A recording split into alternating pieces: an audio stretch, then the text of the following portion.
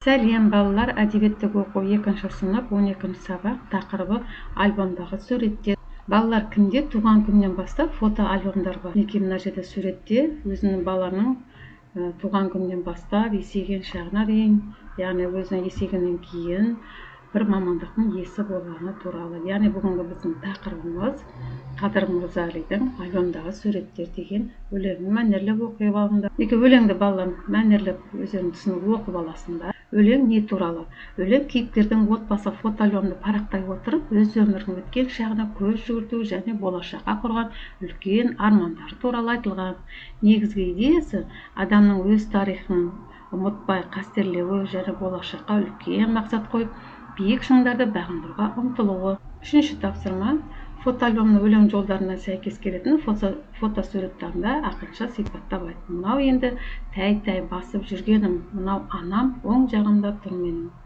Балалар өздерің үйде 2-3 фотосуреттерді әкеліп, сол бойынша өлең құрастыруға болады, немесе әңгіме. Үлгі: мынау менің алғаш қадам басқаным, қуаныштан нұрланып күліп тұрған аспаным. 4-ші тапсырма бойынша тағы да өздерің әкелген жаңа кішкентай суреттерің бойынша әңгімелеуге болады. 1-ші: мынау менің бесікте жатқан кезім. 2-ші: мынау суретте мен алғаш рет қастырып тәй-тәй басқаным.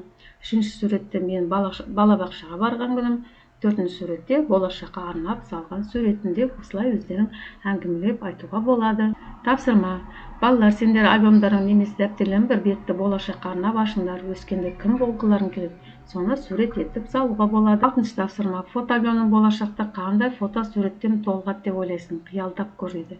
Менің фотоальбомым сыныптасым бірге қолға аттестат ұстап, мектеп түлектерінің киіммен түскен суретім.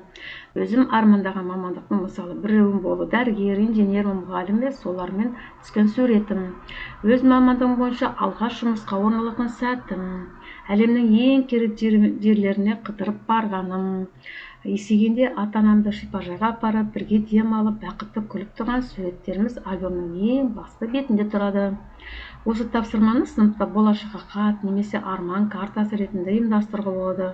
Менің болашақ альбомын сурет салып тапсырмасы: оқушыларға ақ қағаз таратып, оны альбомның бір беті ретінде елестете түсіңіз. Егер олар 10-15 жылдан кейінгі өздерін бір күн ғарышта, зертханада, мектепте немесе үлкен сахнада суреттерін салуға болады екен.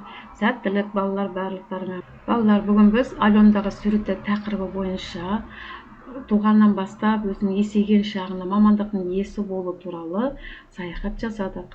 Сабақ аяқталды.